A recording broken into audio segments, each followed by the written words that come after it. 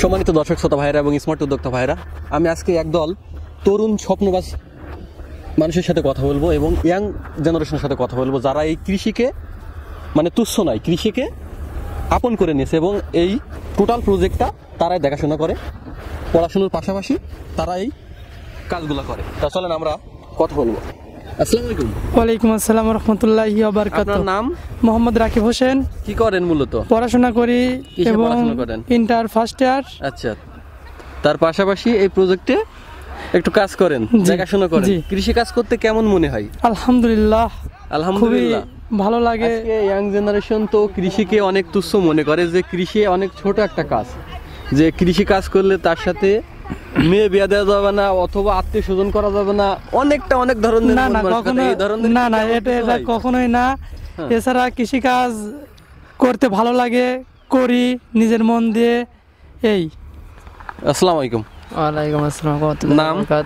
আব্দুর রাজ্জাক। কি করেন মূলত? পড়াশোনা করি। কিসে পড়াশোনা করেন? কলেজ এবার ফার্স্ট ইয়ার। এবার ফার্স্ট ইয়ার। পাশাপাশি তো এই প্রজেক্টে দেখি আপনি কাজ করতেছেন, কেমন লাগে প্রজেক্টে কাজ করতে? আলহামদুলিল্লাহ, অনেক ভালো লাগে।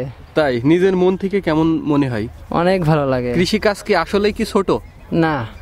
কেন কৃষি কাজ ছোট হবে এটা যদি আপনি একটু বলেন, যে আপনার মনের অনুভূতিটা বলেন। কৃষি কাজ কি অরিজিনালি ছোট কাজ? না। আপনার সাদ্দাম কি আঙ্কেল না ভাই?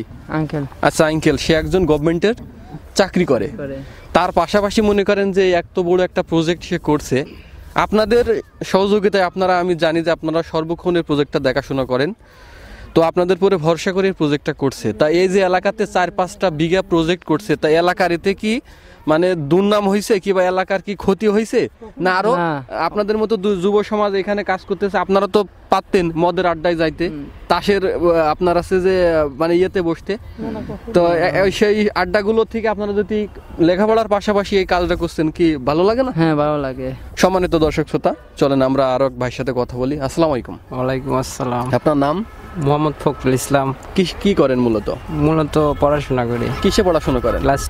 ক্লাস 10-এ পড়েন। ও, আপনার নাম? মোহাম্মদ ইকবাল হোসেন। কি করেন মূলত? আমি স্টুডেন্ট। কিসে লেখাপড়া করেন? ডিগ্রিতে পড়াশোনা করি।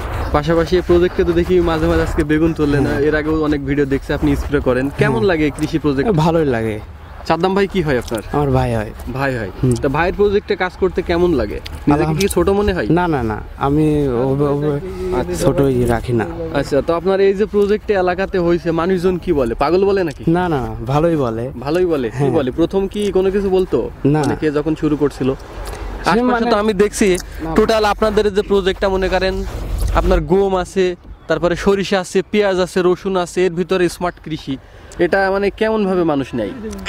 ভালোই নাই। প্রথমে কি আপনার কি কোনো ভাই যখন প্রজেক্ট শুরু করছিল তখন কি কোনো সমস্যা কিছু বলছো? হ্যাঁ, অন্য মানে মেলাতে ভাবছে নেগেটিভ বলেন, নেগেটিভ ভাবে, মানে এইভাবে এত গাছ ঘন বা অন্য কিছু, মানে যে আপনার আছে টাকা হইছে, টাকাগুলো দণ্ড খাইবে, বিভিন্ন কথা।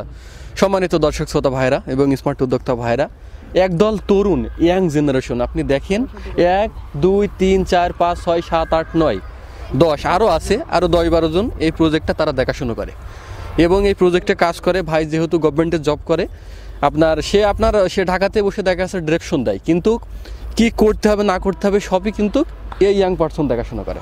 এই জমিতে স্প্রে করা, জমিতে সার ছিটানো, জমি নিড়ানো, জমিতে পানি দেওয়া, সমস্ত প্রসেসিং কিন্তু এই ইয়াং জেনারেশন করে।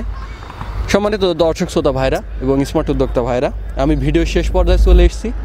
আমি যে এত দূর পথ থেকে এসেছি, আমার যে সারা দিনের যে ক্লান্তটা, সেটা আমার এই প্রজেক্টটা দেখার পরে আমার দূর হয়ে গেছে।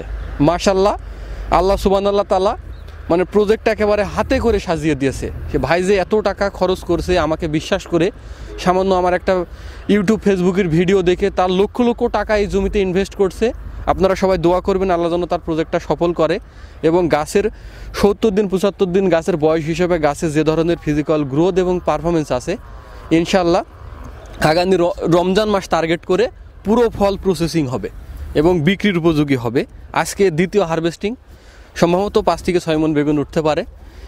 এই যে শুরু হলো আজকে আপনার ফেব্রুয়ারি মাসের হচ্ছে 8 তারিখ, মোটামুটি কথা আপনার ফেব্রুয়ারি মাসের 20-25 তারিখ হইতে মোটামুটি ভরপুর, মানে শতাংশে কাঠায় যে মন আমরা পাটকেল যে গর্ব করে বলি, যে প্রত্যেক 33% 1 বিঘা জমি যদি হয় আপনার 20 কাঠা যে 20 মন 25 মন বেগুন ওঠে, মাশাআল্লাহ গাছের যে ফিজিক্যাল গ্রোথ এবং পারফরমেন্স আছে আগামী 1-8 মাসের ভিতরে সেটা শুরু হয়ে যাবে।